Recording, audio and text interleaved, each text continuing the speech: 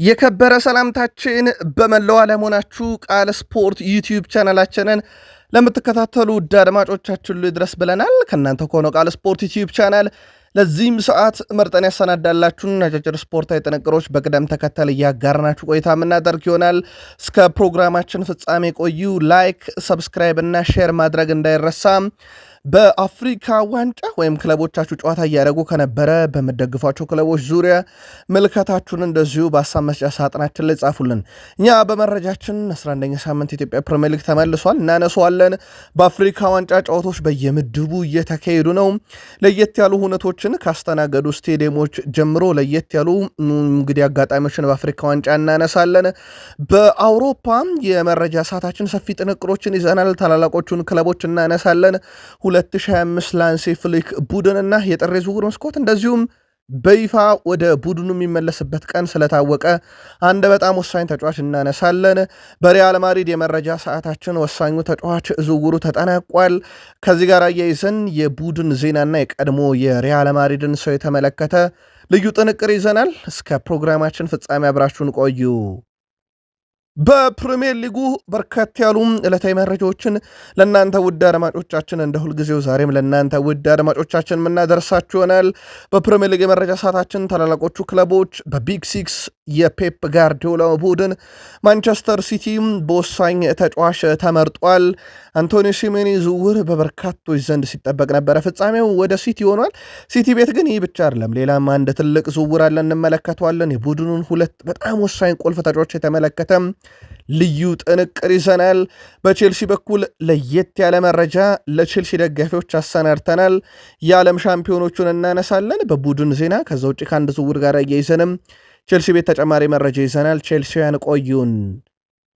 በሊቨርፑል የመረጃ ሰዓታችን የቡድን ዜና እናነሳለን። ከተከላካዩ እስከ አጥቂ ክፍሉ መረጃዎችን ይዘናል። ከዛ ውጭ ከሊቨርፑል ዝውውር ጋር በተያያዘና ሁለት የቀድሞ ሰዎችን የተመለከተ በጣም ለየት ያለ ጥንቅር ይዘናል። ሳላ፣ ክሎፕ፣ አርኖልድ፣ ስቴቨን ጄራርድንም አያይዘን በመረጃ ሰዓታችን ለሊቨርፑሎች እናደርሳለን። በማንቸስተር ዩናይትድ የመረጃ ሰዓታችን ያ የእምነት አባቴ እንኳን ጨዋታ ፍልስፍናዬን አያስቀይረኝም ያሉት ሩበን አሞሪም በስተመጨረሻ በሲሜኒ ዝውውር ላይ እንዴት አልተሳካላቸው የሚለው እናነሳለን። በማንቸስተር ዩናይትድ በኩል ከሩበን ኔቬዥ ጋር በተያያዘ ተጨማሪ መረጃ አግኝተናል። የዩናይትድ አዲሱን ፈራሚ የተመለከተም አዲስ ጥንቅር ይዘናል። ወደ ዩናይትድ የሚመጣም አንድ ተጠባቂ ሰው አለ። ይህ ሰው ምንድን ነው ሚናው? በማንቸስተር ዩናይትድ በኩል አንድ ሁስኮርድ ይዞት የወጣውን መረጃና የሳምንቱን ጨዋታ እየይዘን በዩናይትድን በኩል ተጨማሪ መረጃዎችን ይዘናል። አርሰናል ከመራ አይሸነፍም እንጂ ትላንትና ባለቀ ሰዓት ከፓላስ የገጠመው ፈተና ቀላል አልነበረም። በመለያ ምት ጨዋታውን አርሰናል አሸንፎ ወደ ግማሽ ፍጻሜ ማለፉን አረጋግጧል። ሌላ ትልቅ ደርቢ እናያለን በለንደን። ጨዋታው ግን በተለየ መንገድ ማንሳት ግድ ይለናል። በተለይም የጨዋታው ቅጽበት የነበሩ የፓላስ ተጫዋቾች በአርሰናል በኩል ወደ ቀጣዩ ዙር እንዲያልፈ ምክንያት ነበሩ። አርሰናል በጨዋታው ላይ ግብም ያገኘው በፓላስ ተጫዋች ወደ ቀጣዩም ዙር ሲያልፍ የፓላሱ ተጫዋች ፍጹም ቅጣት ምታምክኑ እንደነበረ ይታወቃል። ጨዋታውን ግን በቁጥር ማንሳት ግድ ይለናል። ምናልባት ላልተመለከታችሁት ደጋፊዎች ወይም እግር ኳስ ተመልካቾች በቡድን ዜና በጨዋታው ዙሪያ ክስተት የነበሩትን ዊሊያም ሳሊባን፣ ኬፓ አሪዛባላጋን በጨዋታው ላይ አንድ በጣም ለየት ያለች ምስል እንነግራችኋለን። በአርሰናል በኩል በርካታ ቡድን ዜና ይዘናል። የአጥቂ አማራጩ 3 የደረሰው አርሰናል በማይከል አርቴታ በኩል ቀጣይ የቡድን ግንባታው በትልቁ ይጠበቃል። ሰፊ መረጃ ይዘናል። ግን አርሰናል ላይም በጉዳዩ ላይ ሀሳባችሁን ታጋሩናላችሁ። ላይክ፣ ሰብስክራይብ፣ ሼር ማድረግ ዛሬም እንዳይረሳ ብለናል። ስፖርታዊ ጥንቅሮችን ከቃል ስፖርት ዩቲዩብ ቻናል ስትከታተሉ እኔ ወደ እናንተ ማደርስላችሁ ቃል ነኝ። እናንተን እያጋራችሁን ከቃል ስፖርት ዩቲዩብ ቻናላችን ጋር መልካም ቆይታ ተመኘን።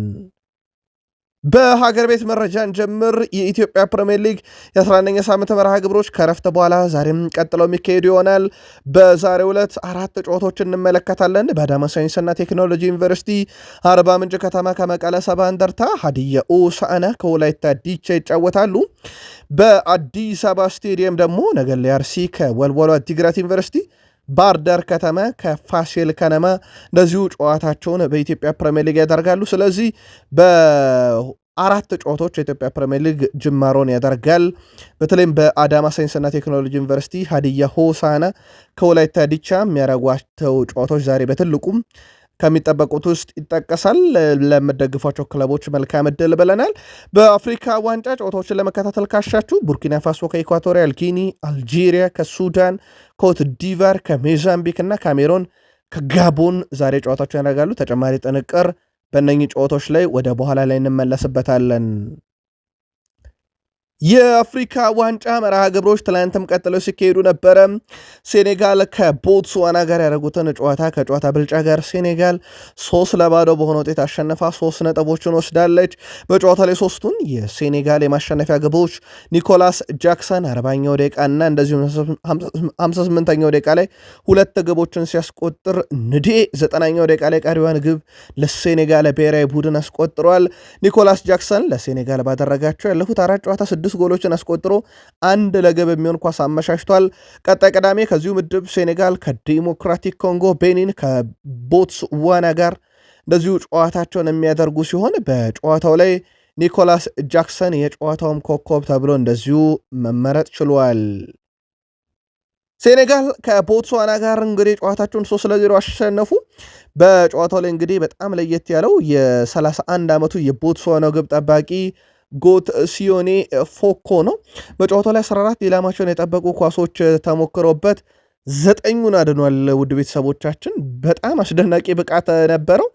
በግብ ጠባቂ በኩል የነበሩ ቁጥሮች በጣም አስገራሚ ነበሩ ትላንትና። በእርግጥ ግብ ጠባቂን ካነሳን የ40 ዓመቱ ዚምባብዌ ግብ ጠባቂ ዋሽንግተን አሩቤ ከግብፅ ጋር በነበረ ጨዋታ ላይ ለኮሞሮስ 11 ተሞክሮበት 9ኙን ማዳኑ ይታወቃልና በጣም አስደናቂ የሚባል ምሽት ነበረ ለተጫዋቹ። እንደዚሁም በግብ ጠባቂ ረገድ የአፍሪካ ዋንጫ በጣም አስደናቂ ግብ ጠባቂዎችን እያሳየን ይገኛል። ከዚሁ ምድብ ላይ ዲሞክራቲክ ኮንጎ ከቤኒን ያደረጉትን ጨዋታ ኮንጎ 1-0 በሆነ ውጤት ድል አድርጋለች። ጨዋታውን ቦን ጓንዳ 16ኛው ደቂቃ ላይ የጨዋታውን ብቸኛ ግብ ማስቆጠር ችሏል። የጨዋታውን ኮከብ የነበረው ቲዮ ቦን ጋንዳ ነው። በዚህ ምድብ ላይ እንግዲህ ሴኔጋል ከዲሞክራቲክ ኮንጎ፣ ቤኒን ከቦትስዋና እንደሚጫወቱ ነግሬያቸዋለሁ። ግን በስቴዲየሙ የነበረ አንድ በጣም አስገራሚ ነገር ስለነበረ ይህን ቅጽበት እናንሳው።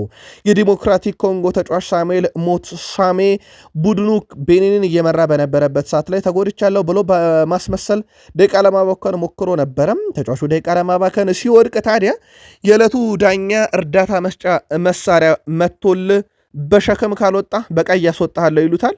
ታዲያ ተጫዋቹ በእርዳታ መስጫ ሸክም ካልወጣ ያንን ቀይ ካርድ ማየት ይጠበቅበታልና ወይም ቢጫ ካርድ ስለነበረበት ተጫዋቹ የእርዳታ መሳሪያዎች ወደ ሜዳ ከገቡ በኋላ በሸክም ወጥቶ ወዲያው ነው ተፈንጥሮ ወደ ሜዳ የገባውና ለምን አደረግክ እንደዛ ሲባል ያው ሰዓት እየገደልኩኝ ስለነበረ አልቢትሩ ቀይ ካርድ ሰጣለሁ ስላሉ ማለቱ በጣም አነጋጋሪ ጉዳይ ሆኗል። ለማንኛውም ምድቡን ሴኔጋል በ3 ነጥብና 3 ጎል ተመራለች። ኮንጎ በ3 ነጥብና በአንድ ግብ ሁለተኛ፣ ቤኒን እና ቦትስዋና ሶስተኛና አራተኛ ደረጃ ላይ ተቀምጠዋል። ናይጄሪያ ብሔራዊ ቡድንም የአፍሪካ ዋንጫን የምድብ ጨዋታዋን በድል ጀምራለች። እዚኛው ምድብ ላይ ደግሞ ናይጄሪያ ትላንትና 2-1 በሆነ ውጤት ነው ድል ማድረግ የቻለችው ታንዛኒያን። ለብሔራዊ ቡድኑ ሁለቱን የማሸነፊያ ግቦች አጄ 36ኛው ደቂቃ እና ሉክማን 52ኛው ደቂቃ ላይ ሲያስቆጥሩ ለታንዛኒያ ብቸኛውን ግብ ሞም ባዋ ነው 50ኛው ደቂቃ ላይ ከመረብ ማዋሃደ ችሎ የነበረው። ምድቡ ላይ እንግዲህ ናይጄሪያ ቀጣይ ጨዋታውን ከቱኒዚያ ነው የምታደርገው። ዩጋንዳ ደግሞ ከታንዛኒያ ጋር ጨዋታውን የምታደርግ ይሆናል። በጣም አስደናቂ ጨዋታ ነበረ ለናይጄሪያ። እንግዲህ በአፍሪካ ዋንጫ ቅድመ ግምት ከተሰጣቸው ብሔራዊ ቡድን ውስጥ እንደምትጠቀስ ይታወቃል።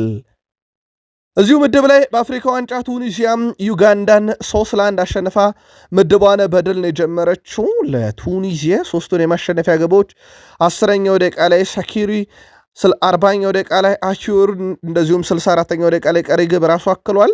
በዩጋንዳ በኩል ብቸኛዋን ከሽንፈት ያልታደገች ግብ ኦሜዲ 92ኛው ደቂቃ ላይ ነበረ ማስቆጠር እየቻለው።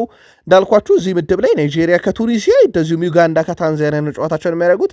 የዚህ ምድብ ቀጣይ ጨዋታም ዕለተ ቅዳሜ ወይም የፊታችን ቅዳሜ የሚካሄድ ይሆናሉ። ውድ ቤተሰቦቻችን እንዳልኳችሁ በአፍሪካ ዋንጫ ቀጣይ ጨዋታዎች ስለሚደረጉ እኛም እስከ አፍሪካ ዋንጫ ፍጻሜ መርሃ ግብሮችና ውጤቶች እናደርሳችኋለን።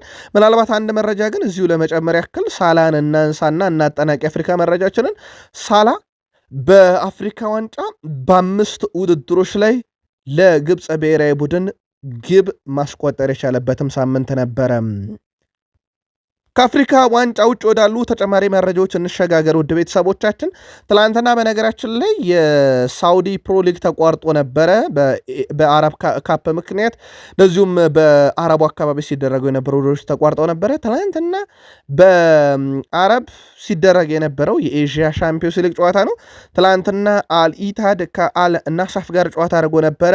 ከሪም ቤንዜማ 57ኛው ደቂቃ ላይ ባስቆጠራት ብቸኛ ግብ አልኢትሃድ ይሄንን ጨዋታ እንደዚሁ ድል ማድረግ የቻለበት ነው። ከዲሴምበር 29 ጀምሮ ደግሞ በተለይም ከዛ በፊት ጀምሮ የሳውዲ ፕሮ ሊግ ይመለሳል። አልናስር ዲሴምበር 29 ላይ ጨዋታውን ያደርጋል። ክርስቲያኖ ሮናልዶን ዳግም ማየት ካሻችሁ ተከታታይ መረጃ ስለሚኖረን እኛም በመረጃ ሰዓታችን ሽፋን የምንሰጠ ይሆናል። 2025 ሊጠናቀቅ በጣት የሚቆጠሩ ያህል ቀናቶች ብቻ ሲቀሩት በላሊጋ የባርሴሎናን ያክል ነጥብ በ2025 የሰበሰበ አንድም ክለብ የለም። በባርሴሎና በኩል 2025 65 ጨዋታዎችን እንዳጠቃላይ አድርገው 96 ነጥቦችን ሰብስበውበታል።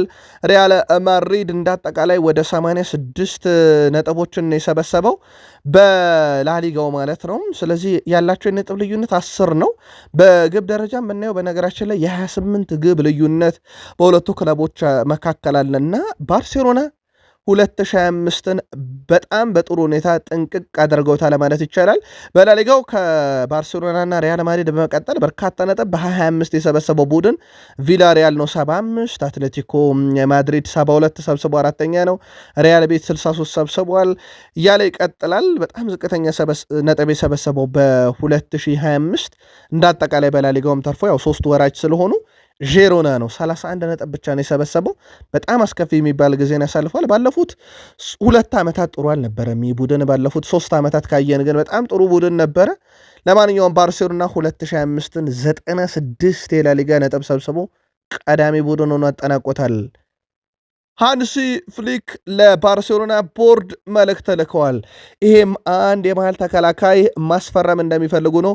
በተለይም የአውሮፓ ሻምፒዮንስ ሊግ ዋንጫን ለመንሳት በጥር የዝውውር መስኮት አንድ ወሳኝ የመሃል ተከላካይ ያስፈልገናል ብለው ለቦርዱና ለስፖርቲንግ ዳይሬክተሩ ዴኮ አሳውቀዋል ብሏል ፋብሪዚዮ ሮማኖ። በቡድን ውስጥ ማን ወደ ተከላካይ ስፍራ እንዲቀላቀል ይፈለጋል በሚለው ጉዳይ ላይ ግን ተጨማሪ መረጃዎች አልወጡም። ግን ተጫዋች እንዲመጣላቸው እንደሚፈልግ ሃንሲ ፍሊክ አስታውቋል። በተለይም ከላሊጋ ዋንጫ በላይ እሳቸው ያሳስባቸው የአውሮፓ ሻምፒዮንስ ሊግ ነው። በእርግጥ ያጡትም ነገር ያ ዋንጫ ብቻ እንደነበረ ይታወቃል ከአምና አስደናቂ ቡድናቸው ውስጥ። በስተመጨረሻም ወደ እስራኤል ቴልአቪቭ አቅንቶ በመንፈሳዊ ህይወት በተለይም የገጠመውን ችግር ለመፍታት ጥረት ሲያደርግ የነበረው ሮናልድ አራሆ ማገገሙን ነግረናችሁ ነበረ። በስተመጨረሻም ወደ ልምምድ የሚመለስበት ቀን ታውቋል። በዚህ መሰረት ከ5 ቀን በኋላ ዲሴምበር 29 ሙሉ ለሙሉ ወደ ባርሴሎና ልምምድ እንደሚመለስ ተረጋግጧል። ሞንዶ ዲፖርቲቮ ውሳኔ መወሰኑንም ገልጿል። ተጫዋቹ አጋጥሞት የነበረው የአእምሮ ችግርና የአካል ብቃት ችግር ነበረ። የአእምሮ ችግሩን እስራኤል ቴልአቪቭ በመንፈሳዊ ህይወት ፈትቻለው ያለው ሮናልድ አራሆ ለባርሴሎና ከ5 ቀን በኋላ ልምምድ እንደሚያደርግ ተረጋግጧል። እዚሁ ባርሴሎና ቤት አንድ መረጃ ለመጨመር ያክል ሮቤርት ሌዋንዶስኪ በባርሴሎና 1 ዓመት ለመቆየትና ይጠበቅበታል የተባለውን የደሞዝ ቅናሽ ለማድረግ ፈቃደኛ መሆኑን ያረጋገጠው ሞንዶ ዲፖርቲቮም በቀጣይ ቀናት ከባርሴሎና ጋር ድርድር ያደርጋል ብሏል። ብራዚላዊው የሪያል ማድሪድ የፊት መስመር አጥቂ ኤንድሪክ ሊዮንን በውሰቱ ለመቀላቀሉ ይፋ ተደርጓል። ተጫዋቹ እስከ ውድድር ዘመኑ መጨረሻ በኦሎምፒክ ሊዮን ለማሳለፍ ፊርማውን ያኖረ ሲሆን በውል ውስጥም የሽያጭ አማራጭ እንደሌለ አስቀድመን ነግረናችሁ ነበረ። የፈረንሳዊ ክለብ ኦሎምፒክ ሊዮን በውሰት ቆይታው የተጫዋቹን የተወሰነ ወይም 50 በመቶ ድርሻ ይከፍላል። በተጨማሪም ኦሎምፒክ ሊዮን ኤንድሪክን በ25 ጨዋታ በቋሚነት ካሰለፈ ለሪያል ማድሪድ የገንዘብ ካሳም ለመክፈል እንደሚስማማ ተረጋግጧል። ታዲያ ኤንድሪክ በውሰቱ ሊዮንን ሲቀላቀል 9 ቁጥር መለያንም በቡድኑ የሚለብስ ይሆናል። ኤንድሪክ በሪያል ማድሪድ የመጫወቻ ደቂቃ እጥረት ምክንያት ወደ ኦሎምፒክ ሊዮን በውሰትም ቢሆን ለማምራት መገደዱ ይታወቃል። በዚህ ውድድር ዓመት እንዳጠቃላይ 3 ጨዋታን ብቻ ነው የተጫወተው። በእርግጥ እነኝንም ተቀይሮ ገብቶ ነው። ምንም ጎል አላስቆጠረም፣ ምንም አሲስትም የለውም። ስለዚህ ተጫዋቹ በቀጣይ በኦሎምፒክ ሊዮን ይጫወታል። ሜምፊስ ዴፓይ አንደኛው በፍራንስ ሊጋ በኦሎምፒክ ሊዮን የምናውቀው ተጫዋች ነው። ያንተ ጊዜ እየመጣ ነው ጠብቅ ሲለው ኤንድሪክ ከዓመታት በፊት ከሪም ቤንዜማን መመልከት ወዳለው ብሎ ነበረ። እንደሚታወቀው የቀድሞ ክለቡ ነው ለከሪም ቤንዜማም ያንን ክለቡን መቀላቀሉ ይፋ ተደርጓል። ሮድሪጎ ጎኤሽ ይህ ዕጣ ይጠብቀዋል ተብሎ ሲጠበቁ ከነበሩ የሪያል ማድሪድ ተጫዋቾች ውስጥ እንደሚጠቀስ ይታወቃል። ግን እሱ በሪያል ማድሪድ ቆይቷል። በስተመጨረሻም አሁን እንደውም የቡድኑ ወሳኝ ተጫዋች አድርጎ ራሱን የሚያያል ይላል የማርካ ዘገባ። ማርካ ይዞት በወጣው መረጃ መሰረት ሮድሪጎ ጎኤዝ ራሱን በዣቪ አሎንሶ ቡድን ውስጥ እንደ ወሳኝ ተጫዋች አድርጎ ያል ዳግም ግንኙነታቸው ተመልሷል ብሏል። ተጫዋቹ በእርግጥ ትዕግስቱ በጣም አስገራሚ ነበረ። ከባለፈው ክረምት ጀምሮ ለሽያጭ ቀርቦ የነበረ ተጫዋች ነው። ያው በይፋ ባያቀርበውም ሪያል ማድሪድ ትልቅ ገንዘብ ሲጠብቅበት የነበረ ተጫዋች ነው። ሲቀጥል ከካርሎ አንቸሎቲ ዘመን ጀምሮ ተጠባባቂ ሆኖ ነበር። ግን በስተመጨረሻም ወደ ቡድኑ አሰላለፍ እንደተመለሰ ይታወቃል። የቀድሞ የሪያል ማድሪድ ተጫዋች፣ የቀድሞ ዩቬንቱስ ተጫዋች፣ የቀድሞ የፍራንስ ብሔራዊ ቡድን ተጫዋች፣ የቀድሞ የሪያል ማድሪድም አሰልጣኝ ነው። በነገራችን ላይ የቀድሞ ዚነዲን ዚዳን በእግር ኳስ ሁሉንም ነገር አሳክቷል። ከ27 ዓመት በፊት ባሎን ዶር የሚያሳካው በዚህ ሳምንት እንደነበረ ይታወቃል። አሁን ይህ ሰው በቀጣይነት የፈረንሳይ ብሔራዊ ቡድንን ለማሰልጠን በቃል ደረጃ ከስምምነት መድረሱን አረጋግጠናል። በሩመር ደረጃ ሲወጣ የነበረው ነገር ውድ ቤተሰቦቻችን አሁን እውነት ሆኗል። ዚነዲን ዚዳን ከዓለም ዋንጫ በኋላ ከዲዲየር ዴሾፕ ብሔራዊ ቡድንን ለመረከብ በቃል ደረጃ ከስምምነት መድረሱን አረጋግጠናል። በቀጣይነት እንግዲህ በክለብ ደረጃ እንመለከተውም ማለት ነው። በእርግጥ ከሰሞኑ በቃል ስፖርት ዩቲዩብ ቻናል ዚነዲን ዚዳን በቅርቡ ወደ አሰልጣኝነት ይመጣል በለናችሁ ነበር። የፈረንሳይ ብሔራዊ ቡድንን ለማሰልጠን በቃል ደረጃ ከስምምነት ደርሷል። የጀርመን ቡንደስሊጋን እናንሳ ውድ ቤተሰቦቻችን። በጀርመን ቡንደስሊጋ ሁሉ ነገር የሚዘወረው በባየር ሙኒክ ነው። በርካታ ነጥብ ይዟል። በርካታ የግብ አስተዋጽኦ፣ በርካታ ግብ ልዩነት፣ በርካታ ግብ አስቆጣሪው ከባየር ሙኒክ፣ ሁሉ ነገር በባየር ሙኒክ እጅ ያለ የሚመስል አይነት ሊግ ነው። በነገራችን ላይ በቡንደስሊጋ ለማድረግም እንግዲህ በርካታ ክለቦች እየተፋለሙ እንደሆነ ይታወቃል። አንድ ሰው ለማንሳት ግን በቡንደስሊጋ 2 ላይ ወይም በቡንደስሊጋ በታችኛው እርከን ላይ እንደ ሻርክ 04 ያለ ቡድን ይጠበቃል። እዛ ቡድን ውስጥ አንድ ሰው አለ፣ ሎሬስ ካሪየርስ። ይህ ሊቨርፑልን ስልችት አድርጎ የነበረ ግብ ጠባቂ አሁን በ9 ጨዋታ መረቡን ባለማስደፈር የሻልክ 04 ግብ ጠባቂ ቀዳሚ ሆኗል። ህልሜ ቡድኑን በቡንደስሊጋ ዳግም እንዲገኝ ማድረግ ነው ብሏል የሻልክ 04 ግብ ጠባቂ ሎሬስ ካሪየርስ። በጣም አስገራሚ ግብ ጠባቂ ነው። የዚህን ግብ ጠባቂ ታሪክ ሊቨርፑሎች በቻምፒዮንስ ሊግ ፍጻሜ ጨዋታ እንደማይረሱት ይታወቃል። ውድ የቃል ስፖርት ዩቲዩብ ቻናል ቤተሰቦቻችን የእናንተ ከሆነው ቃል ስፖርት ዩቲዩብ ቻናል የሰዓቱን የተመራረጡ አጫጭር ስፖርታዊ ጥንቅሮች እያጋራናችሁ እንገኛለን። ከተወዳጁ የእንግሊዝ ፕሪሚየር ሊግ ታላላቅ ክለቦች ብቻ ወዳገኘናቸው የዕለቱ ጥንቅሮች እንሻገር። ከፕሪሚየር ሊግ የመረጃ ሰዓታችን ጋር ላይክ፣ ሰብስክራይብ እና ሼር እያረጋችሁን እስከ ፕሮግራማችን ፍጻሜ ቆዩ። ኒኮላስ ፍሩርግ የኤስ ሚላን አዲስ ተጫዋች ሆኗል። የሕክምና ምርመራውን በትላንትናው ዕለት አጠናቋል። የዌስትሃም ዩናይትዱ አጥቂ እስከ ዓመቱ መጨረሻ በውሰት ይቆያል። 9 ቁጥር ተጫዋችም ይሆናል በኤስ ሚላን ቤት። ኒኮላስ ፍሩርግን ያጣው ዌስትሃም ዩናይትድ በቀጣይ የዝውውር መስኮቱ ሲከፈት ግን በይፋ በቋሚ ይሁን በውሰት ዝውውር አንድ ተጫዋች ወደ ቡድኑ ያመጣለም ተብሎ እንደዚሁ ይጠበቃል። በፕሪሚየር ሊግ ፍጻሜ ያገኘው የአንቶኒዮ ሲሜኔ ዝውውር ነው። በስተመጨረሻም የበርንማውዙ የፊት መስመር ተሰላፊ አንቶኒዮ ሲሜኔ በጥር የዝውውር መስኮት ማንቸስተር ሲቲ ለመቀላቀል ከውሳኔ ደርሷል። እስካሁን ይፋዊ ስምምነት ባይኖርም የተጫዋቹ ምርጫ ግን የፔፕ ጋርዲዮላ ቡድን ማንቸስተር ሲቲ መሆኑን ዘ አትሌቲክ ያረጋግጧል። ተጫዋቹ ዋንጫ ለማሸነፍ ያለው ትልቅ ምኞት የፔፕ ጋርዲዮላን ቡድን ማንቸስተር ሲቲ እንዲመርጥ ምክንያት እንደሆነውም ዘ አትሌቲክ ያረጋግጧል። ተጫዋቹ ፍላጎት አሳይቶ የነበረው ቼልሲ ከዝውውሩ እንዴት ወጣ የሚለውን እንመለከተዋለን። ማንቸስተር ዩናይትድ ተጫዋቹን ለማስፈረም ከፍተኛ ጥረት አድርጎ እንደነበረ ይታወቃል። ስለ ጉዳዩ ተጨማሪ መረጃ እንይዝበታለን። በማንቸስተር ዩናይትድም እንዴት ቀረበ የሚለው ማለት ነው።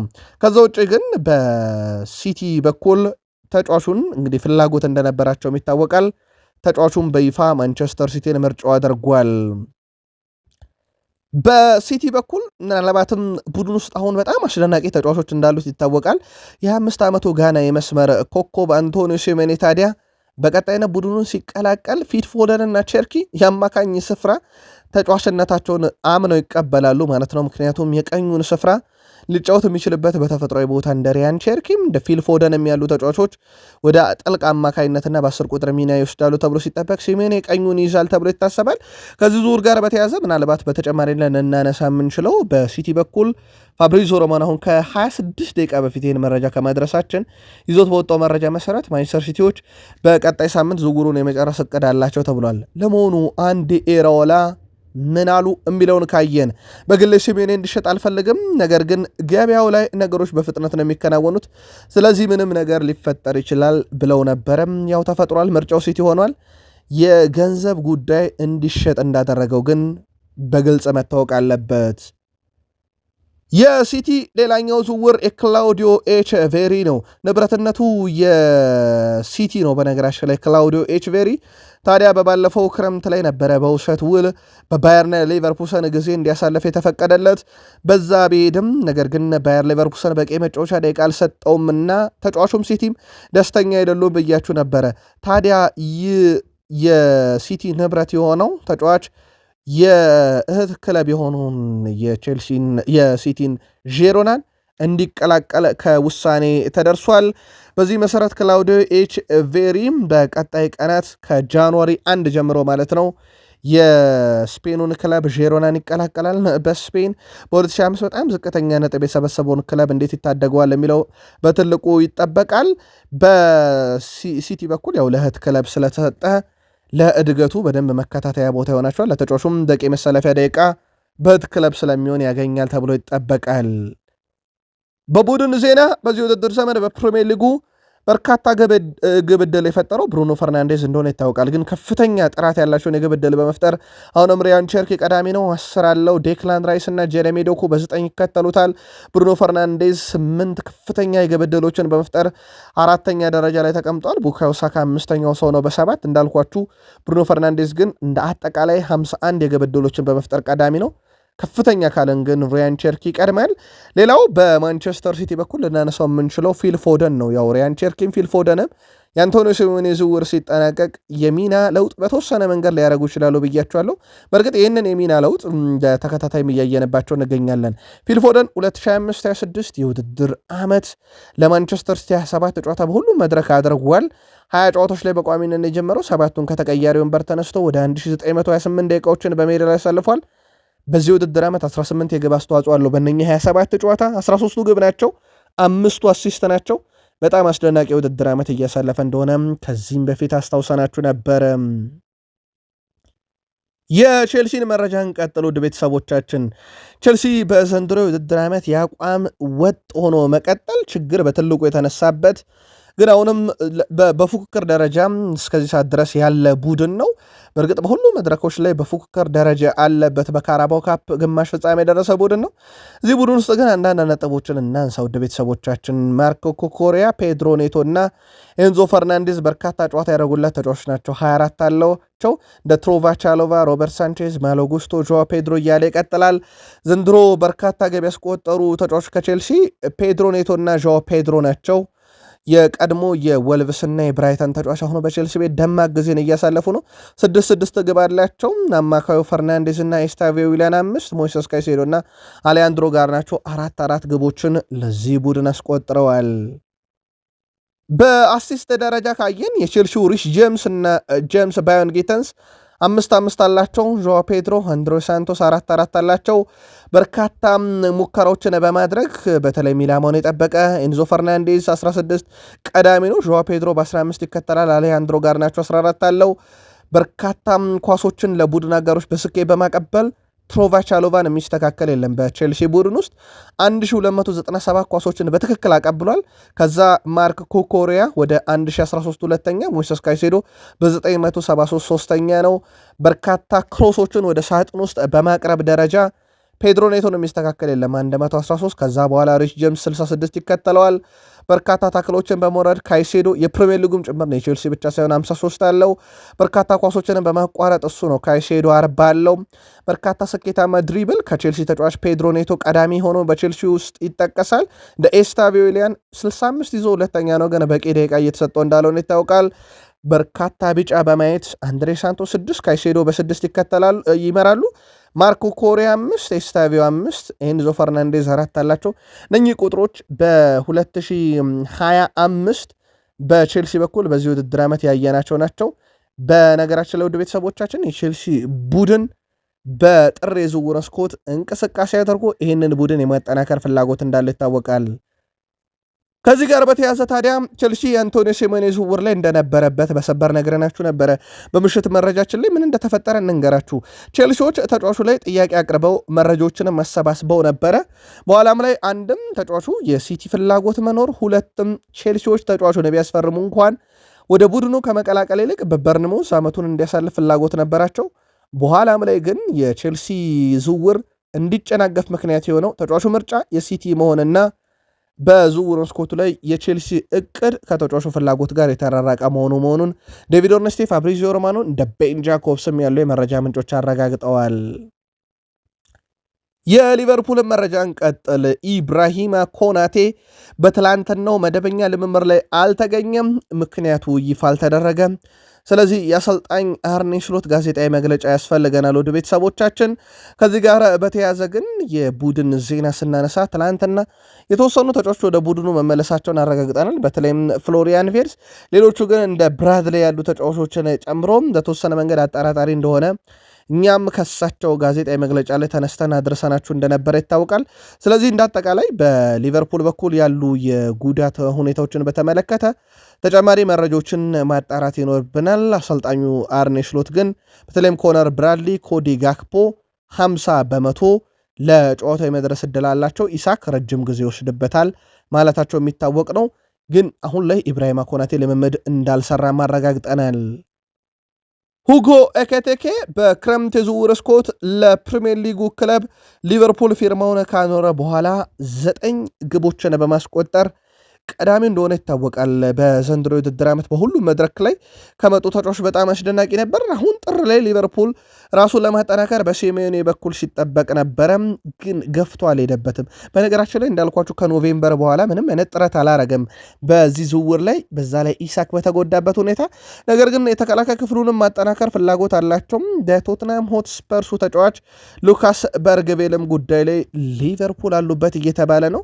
በዙሩ ጉዳይ ላይ ምንም አይነት ድርድር የሚሆን ንግግር በሊቨርፑልና በተጫዋቹም እንዲሁም በሊቨርፑልና በቶትናም መካከል የለም። ግን ሊቨርፑሎች የተጫዋቹን ሁኔታ እየተከታተሉ ነው ተብሏል። በእርግጥ በፕሪሚየር ሊጉ በጣም አስደናቂ የሚባል የተከላካይ ክፍል ውስጥ ሊጠቀስ የሚችል አይነት ተጫዋች ነው።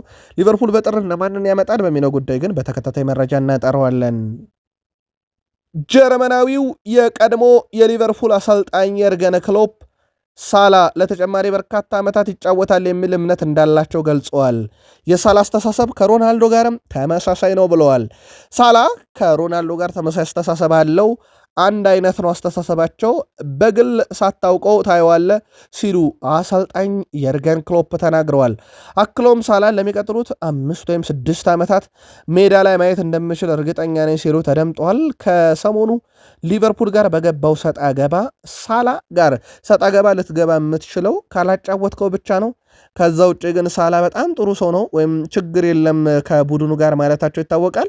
ሳላ ግን ካልተጫወተ እንግዲህ ከእሳቸውም ጋር ችግር ውስጥ እንደሚገባ የእሳቸው የመጨረሻ ጊዜ ማሳያ ነበር። ለማንኛውም እሳቸው ሳላም እንደ ሮናልዶ አስተሳሰቡ አንድ ነው ሲሉ ተደምጠዋል።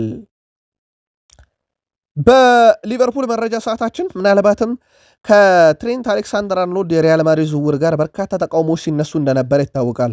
አንደኛው ይህን ተቃውሞ ሲያሰሙ የነበሩ ተጫዋቾች ውስጥ ማን ይጠቀሳል። አሁን በተንታኝነት እየሰራ ነው። ከዚህ ጋር በተያያዘ ግን ስቴቨን ማን በእግር ኳስ ሕይወቱ ካሳካው ነገር በላይ ትሬንት አሌክሳንደር አርኖልድ በሊቨርፑል ያሳካ ሰው ነው። ሻምፒዮንስ ሊግ ዋንጫን፣ ፕሪሚየር ሊግ ዋንጫን፣ ኤፍኤ ካፕ፣ ካራባው ካፕን ጨምሮ ሊገኙ የሚችሉ ዋንጫዎችን በሙሉ በሊቨርፑል ካሳካ በኋላ ለሌላ ህልም ነው ሪያል ማድሪድ የሄደውና በስቴቨን ጄራርድ በኩል እንደ ማን ምንም ሳያሳካ አይደለም ክለቡን የለቀቀው። ስለዚህ ትሬንት በሊቨርፑል በጣም ምርጥ ተጫዋች ስለነበረም ባሳካው ነገር ክብር ሊገባው ይገባል። ስለዚህ ሊያሳካ ወደፈለገው ሌላኛው ነገር ነው የመራው። በዚህ ረገድ እኔ ትሬንትን አልቃወምም ብሏል። ትሬንት አሌክሳንደር አርኖልድ ግን የማድሪድን ነጩን መለያ ከለበሰ በኋላ ህይወት እንደ ሊቨርፑል እንዳልሆነለት ይታወቃል። ትላንት ምሽት ሩበን አሞሪም የእምነት አባቴ እንኳን አያስቀይሩኝም ያሉትን ፍልስፍናቸውን ለአንቶኒዮ ሲሜዮኔ ሲሉ እንደሚቀይሩ ተጫዋቹን ለማስፈረም ነግረው እንደነበረ በቃል ስፖርት ዩቲዩብ ቻናል በምሽት መረጃችን በሰበር ነግረናችሁ ነበረ። ታዲያ ማንቸስተር ዩናይትድ ይህ ዝውውር እንዴት አመለጠው፣ እንዴት ተጫዋቹን ማሳመን አቃተው የሚሉ መረጃዎች በስፋት ሲወጡ ነበረ። ሲሜዮኔ እንደ ዋና ዊንግ ባክ ለመጠቀም ምንም እቅድ አልነበረም። ሩበን አሞሪም አዲስ ስርዓትም በሱ ዙሪያ ይገነባል የሚል እንግዲህ እምነቶች ነበሩ። ማንቸስተር ዩናይትድ ሲሜዮኔ በመጀመሪያ ደረጃ እንደ ዊንገር አጥቂ ያደርገው ነበር የተመለከቱት። የአሞሪም ስርዓት በሲሜዮኔ ውሳኔ ሂደት ላይ ምንም ተጽዕኖም አልነበረውም ተብሏል። ነገር ግን ደሞዝ በማንቸስተር ዩናይትድ በኩል የቀረበው የማንቸስተር ዩናይትድን የፋይናንስ ሁኔታ የጠበቀና የደሞዝ ሁኔታቸውን በፍጹም መቀየር በማይፈልግ ሁኔታም ነበረ። አንዱ ዩናይትድ ሲደራደርበት ከነበረው ጉዳይ ውስጥ የደሞዝ መዋቅርን መፍታት ችግር እንደነበረ ተገልጿል። የደሞዝ መዋቅራቸውን ለመፍታት በዩናይትድ በኩል ፈቃደኛም አልነበሩም ተብሏል። ስለዚህ ማንቸስተር ዩናይትድ በዝውውሩ ላይ የገፋ ፍላጎትና ጠንካራ ፍላጎት ቢኖራቸውም በደሞዝ መዋቅሩ ላይ ግን ፍላጎት አልነበረም። በዛ ላይ የአንቶኒዮ ሲሜዮኔ የዝውውር አከፋፈል ሂደት 20 ሚሊዮን ፓውንዱ ቅድሚያ እንደሚከፈል ለዩናይትድ ተነግሮ ነበር። በእርግጥ በስተመጨረሻም የሲሜዮኔ ምርጫ ሲቲ እንደነበር ይታወቃል። የቀድሞ የአልሂላል ተጫዋች አልጀብር ሩበን ኔቬዝ አንድ በስፔን የሚገኝ ክለብን በነፃ ሊቀላቀል የሚችልበት እድልም አለ። ከዛ ውጭ ግን ከፕሪሚየር ሊግ ክለብም ፍላጎት አለ ብሎ ስም ግን አልጠቀሰም። ያው ከፕሪሚየር ሊግ ክለብ ከሰሞኑ ስሙ ከማንቸስተር ዩናይትድ ጋር እየተያዘ እንደሆነ ይታወቃል። 28 ዓመቱ ሩበን ኔቬዝ በማንቸስተር ዩናይትድ ዝርዝር ውስጥ ለመኖሩ ምክንያት የአሰልጣኝ ሩበን አሞሪም ፍላጎት እንደነበረም ይታወቃል። በዛ ላይ እሳቸው በጥልቅ አማካኝነት ተጫዋች ይፈልጋሉ። አሁን ትልቁ ጥያቄ ሩበን ኔቬዝ 28 ዓመቱ ነው። ምናልባት ሊያቀርቡ የሚችሉት 3 ዓመት ኮንትራት ነው ተብሎ ይጠበቃል። በዩናይትድ በኩል በቀጣይነት በነፃ ክለቡን ሊለቅ ይችላል እየተባለ እንደሆነም ይታወቃል። ከዚህ ጋር በተያያዘ ማንቸስተር ዩናይትዶች እስከዚህ ሰዓት ድረስ መደበኛ የሚባል ጥያቄ ባያቀርቡም የቀድሞ ያሌላል ተጫዋች ግን ተጫዋቹ ወይ ወደ ስፔን ወይ ወደ እንግሊዝ ማምራቱ አይቀርም ብሎ ፍንጭ ሰጥቷል። ኮሎምቢያ ወጣት ተጫዋች ክርስቲያን ኦርዜኮ በቅርቡ በማንቸስተር ዩናይትድ ልምምድ ማዕከል ያሳለፈውን ጊዜ አስመልክቶ ከሜል ስፖርት ጋር ቆይታ አድርጎ ነበረ። በጣም አስደናቂ ነበረ ብሏል። ካሪንግተን ከ18 ዓመታችና ከ21 ዓመታች ቡድን ጋር ለጥቂት ቀናት ልምምድ ሰርቻለሁ። በጣም ጥሩ ሁኔታም ስለተቀበሉኝ እጅግ በጣም ደስተኛ ነኝ ብሏል። ተመልሼ ወደ ዩናይትድ ስመጣ ነገሮች ቀላል እንደሚሆኑ ተስፋ አደርጋለሁ፣ ምክንያቱም ቀድሞውኑ ተጫዋቾቹን አውቄያቸዋለሁ ሲል ተደምጧል። ለማንቸስተር ዩናይትድ በቅርቡ ፊርማውን እንዳኖረ ይታወቃል ክርስቲያን ኦርዜኮ። ነገር ግን በቀጣይ ዓመት ነው ማንቸስተር ዩናይትድን በይፋ የሚቀላቀለው። ማንቸስተር ዩናይትድ የኒካስልን የወጣት ምልመላ ኃላፊ ፖል ሚዴልን በአካዳሚ ውስጥ ተመሳሳይ ሚና እንዲጫወት ለመሾም ድርድር ላይ መሆኑን ክሪስ ዋይለር አስረጋግጧል። ማንቸስተር ዩናይትድ አካዳሚ ላይ ትኩረት ማድረግ ይፈልጋሉ። እንዳልኳችሁ ማንቸስተር ዩናይትድ ከአካዳሚ የሚወጡ ተጫዋቾችን በቀጣይነት በስፋት እና በብዛት መጠቀም ይፈልጋል። እናም ለዚህ አካዳሚ ላይ ስራዎችን እየሰራ እንደሆነ ይታወቃል። ስለዚህ የኒካስል የወጣት ምልመላ ኃላፊ ፖል ሚድሌን በአካዳሚ ውስጥ እንዲቀጠሩ ድርድር ተጀምሯል ተብሏል። በማንቸስተር ዩናይትድ በኩል ባለፉት 6 ጨዋታ በፕሪሚየር ሊጉ ከፍተኛ ሬቲንግ በማግኘት ብሩኖ ሶስተኛው ተጫዋች ነው። ኤርሊንግ ሃላንድ፣ ፊል ፎደን አንደኛና ሁለተኛ፣ ብሩኖ ሶስተኛው ሰው ነው። ይህን ተጫዋች ሳይዙ አንድ ወር ጉዞ ይጠብቃቸዋል ማንቸስተር ዩናይትድ። አንድ ብለው የሚጀምሩት ደግሞ አርብ ነው ኦልትራፎርድ ላይ ኒካስል ዩናይትድን ሲገጥሙ። እዚህ ጨዋታ ላይ ደግሞ ዩናይትድ ከአርሰናል ጋር በፕሪሚየር ሊግ መክፈቻ ጨዋታን የመሩት አልቢትር አንቶኒ ቴይለር በዋና ዳኝነት ጨዋታውን እንዲመሩት ተሾመዋል። የመድፈኞቹን የምሽቱን ጉዞ እናንሳ ውድ ቤተሰቦቻችን። አርሰናል በካራቦ ካፕ ግማሽ ፍጻሜ ተቀላቅሏል። የሰሜን ለንደኑ ክለብ አርሰናል ከክሪስታል ፓላስ ጋር ያደረገውን ጨዋታ በመለያ ምት አሸንፎ ነው ለካራቦ ካፕ ፍጻሜ የደረሰው። ሁለቱ ቡድኖች በመደበኛ የጨዋታ ክፍለ ጊዜ 1-1 ነው ያጠናቀቁት። ለአርሰናል የፓላሱ ተጫዋች ላክሮ ይክስ በጨዋታውም እንግዲህ ራሱ መረብ ላይ 80ኛው ደቂቃ ላይ ግብ አስቆጥሮ ጨዋታውን አርሰናል 1-0 መርቶ የሚያልቅ ይመስል ነበር። ነገር ግን ማርክ ጉዌ 95ኛው ደቂቃ ላይ ግብ አስቆጥሮ ጨዋታው 1-1 በሆኑ ምክንያት ወደ ተጨማሪ ደቂቃ መሩ። ግብ የለም። በመለያ ምት እንዲለያዩ ግድ ሆነ። አርሰናል በመለያ ምት 8-7 አሸንፎ ወደ ቀጣዩ ዙር ወደ ግማሽ ፍጻሜ አርፏል። በግማሽ ፍጻሜው ቼልሲን ይገጥማል። ሌላኛው የግማሽ ፍጻሜ ጨዋታ በሲቲና በኒውካስል መካከል እንደሚደረግ ይታወቃል። 20 ቀናትን ይህን ጨዋታ ላይ መመልከት መጠበቅ ግን ግድ ይለናል። ክሪስታል ፓላስ በዚህ ዓመት 5 ዋንጫ እንደማያነሳ አረጋግጧል። ኮሚቴ ሺልድን አሸንፎ ዓመቱን ቢጀምርም ከካራቦ ካፕ የሩብ ፍጻሜ በኋላ መጓዝ አልቻለም። በጣም አስገራሚ ነገር ግን ፓላስ እንደዚህ የሚወራለት ቡድን መሆኑ ነው በጣም አስገራሚ የሚያደርገው። ስለዚህ ፓላስ 5 ዋንጫ በዚህ ዓመት አይበላም ተብሎ የሚነገርለት ቡድን ሆኗል። ኮሚቴ ሺልድን ያው ራሱ ሊቨርፑልን ነጥቆ ጀምሯል። በቀጣይነት በኤፍኤ ካፕ በፕሌይኦፍ ይጫወታል። በኮንፈረንስ ሊግ በፕሪሚየር ሊግን በነገራችን ላይ በደረጃ ሰንጠረዡ 8ኛ ነው ያለው። ያው ከዋንጫ ፉክክር በሂሳባዊ ስሌት ውጪ እንዳልሆነ ግን ይታወቃል።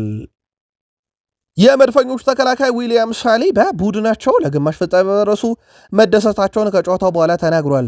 ቡድኑ ካለፈው ዓመት መማር አለበት ሲል ያሳሰበው ሳሊባ ምክንያቱም አምና በግማሽ ፍጻሜ ሁለቱንም በካራባው ካፕም በኤፍኤ ካፕም ተሰናብተን ነበር ብሏል። ስለዚህ በዚህ ዓመት ሁለቱንም ጨዋታዎች ማሸነፍ እንፈልጋለን፣ ለፍጻሜ መድረስ እንፈልጋለን፣ የደርሶ መልሱንም ጨዋታ ቼልሲን እንረታለን ብሏል።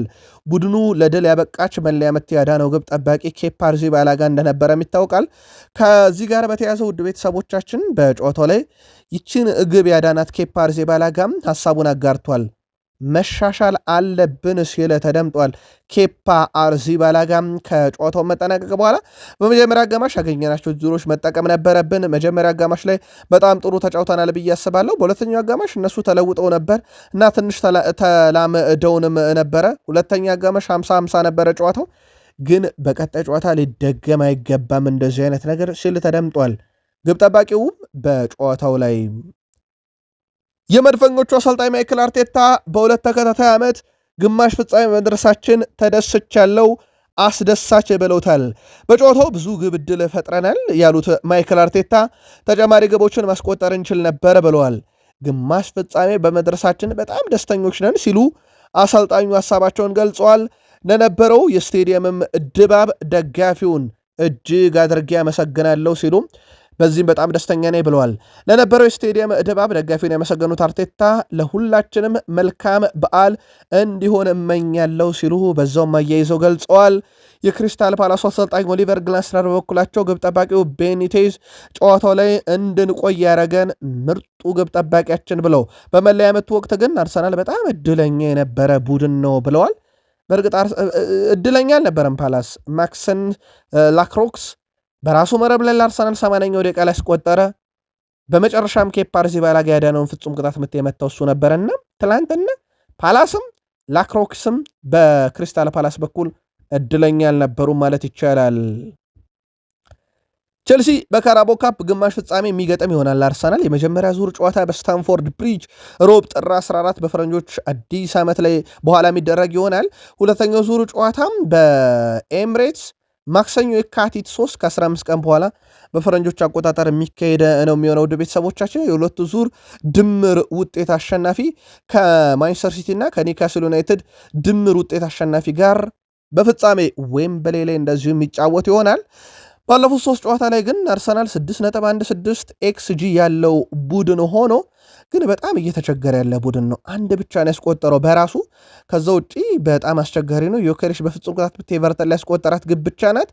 ከዛ ውጪ ሊጠቀስ የሚችል ግብ የለም። ያ ማለት አርሰናል ፊት መስመሩ ላይ በጣም እየሳሳ የመጣ ቡድን ግን ይመስላል።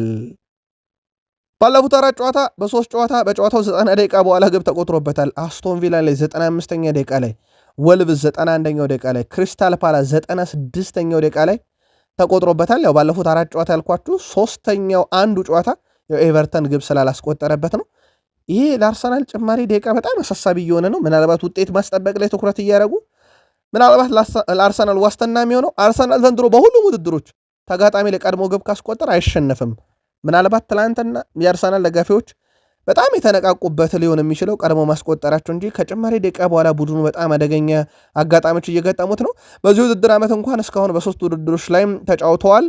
ያው በ3ቱም ውድድሮች ላይ አርሰናል ቀድሞ ካስቆጠረ አይሸነፍም። የፕሪሚየር ሊግ አንደኛ፣ የሻምፒዮንስ ሊግ አንደኛ፣ በካራባኦ ካፕ ግማሽ ፍጻሜ የደረሰ ቡድን እንደሆነ ይታወቃል። በጨዋታው ላይ ከነበሩ አጋጣሚዎች ፓላስን በትልቁ እንግዲህ ያዳነው ግብ ጠባቂ ማለት የሚቻለው ትናንትና ዋልተር ቤኔቴዝ ነው። በጨዋታው 9.8 ሬቲንግ ተሰጥቶታል። በጨዋታው አጋጣሚ ለየት ያለው ምስል ግን ኬፓ አሪዛባላጋና ማዱኬ ደስታቸውን የገለጹበት መንገድ ነው። እንዳትረሱ አስታውሱ፣ ሁለቱም የቀድሞ የቼልሲ ተጫዋች ናቸው። የቀድሞ ክለባቸውን የሚገጥሙትና ደስታ የገለጹበት መንገድ በጣም አነጋጋሪ ነበር። ትላንት ሚኬል ሜሪኖ ቡድኑን በአምበልነት መርቷል። ጋብርኤል ሱስ ያው ተቀይሮ እስኪወጣ ድረስ ያው በቋሚነት ጀምሯል። 100ኛ ጨዋታውን አድርጓል። በጨዋታውም ላይ ድንቅ ነበረ ማለት ይቻላል። ምናልባት ጨዋታው ላይ በቁጥር ግን አንዳንድ ነገሮችን ለአርሰናል ደጋፊዎች ለመግለጽ ያክል አርሰናል 69 በመቶ የኳስ ቁጥጥር ነበረው፣ 31 በመቶ ነው ፓላስ። በአርሰናል በኩል 8 የማዕዘን ምት፣ ፓላስ 2 ብቻ ነው። አርሰናል 25 ሙከራ አድርጓል፣ ፓላስ 8። አርሰናል ኢላማውን የጠበቀ 7 አድርጓል፣ ፓላስ 1 ብቻ ነው።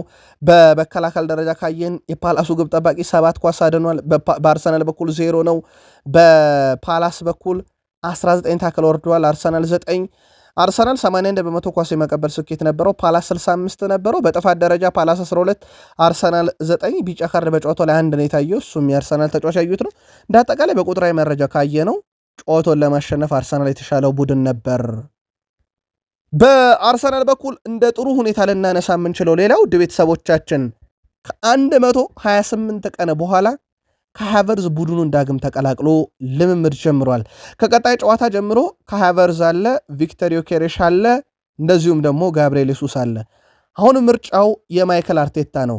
ግን ቃል ስፖርት ዩቲዩብ ቻናል የአርሰናል ደጋፊዎች በቀጣይ ጨዋታ 9 ቁጥር ማን ነው በቋሚነት መጀመር ያለበት ከሃቨርዝ፣ ቪክተር ዮኬሬስ ወይስ ጋብርኤል ሱስ? መልካታችሁን አጋሩን። ወይንስ 3ቱን አንድ ላይ ወይንስ 2ቱን አንድ ላይ ካላችሁ እንደማንን ላኩልን። ከሃቨርዝ ግን የአርሰናልን ቡድን በይፋ መቀላቀሉን አረጋግጠናል። በዛሬው ዕለት በኢትዮጵያ ፕሪሚየር ሊግ አርባ ምንጭ ከተማ ከመቀለ ሰባ እንደርታ፣ ሀዲያ ሆሳዕና ከወላይታ ዲቻ፣ ነገሌ አርሲ ከወልዋሎ ዓዲግራት ዩኒቨርሲቲ እና ባህር ዳር ከተማ ከፋሲል ከነማ በኢትዮጵያ ፕሪሚየር ሊግ የምንጠብቃቸው መርሃ ግብሮች ናቸው። ውድ ቤተሰቦቻችን በአፍሪካ ዋንጫም እንደዚሁ መርሃ ግብሮች ቀጥለው ይካሄዳሉ። ቡርኪና ፋሶ ከኢኳቶሪያል ጊኒ ቀን 9 ሰዓት ከ30፣ አልጄሪያ ከሱዳን ምሽት 12 ሰዓት፣ ኮት ዲቫር ከሞዛምቢክ ምሽት 2 ሰዓት ከ30፣ ካሜሮን ከጋቦን ምሽት 5 ሰዓት ጨዋታቸውን የሚያደርግ ይሆናል። ትላንት የነበሩ ጨዋታዎችን ለማስታወስ ያክል በአፍሪካ ዋንጫ ዴሞክራቲክ ኮንጎ ቤኒንን 1-0፣ ሴኔጋል ቦትስዋናን 3-0፣ ናይጄሪያ ታንዛኒያን 2-1፣ ቱኒዚያ ዩጋንዳን 3-1 ስታሸንፍ በእንግሊዝ ካራባኦ ካፕ አርሰናል ከክሪስታል ፓላስ በመደበኛ ደቂቃና በጨማሪ ደቂቃ 1-1 ካጠናቀቁ በኋላ በመለያ ምት አርሰናል 8-7 አሸንፎ ወደ ግማሽ ፍጻሜ ማለፉን አረጋግጧል። ቃል ስፖርት ዩቲዩብ ቻናል የተመራረጡ የማለዳ ስፖርታዊ ጥንቅራችን ይህን ይመስላል። ከጥቂት ደቂቆች በኋላ ተጨማሪ መረጃዎችን ይዘን እንምጣ። መልካም ቀን ይሆንላችሁ።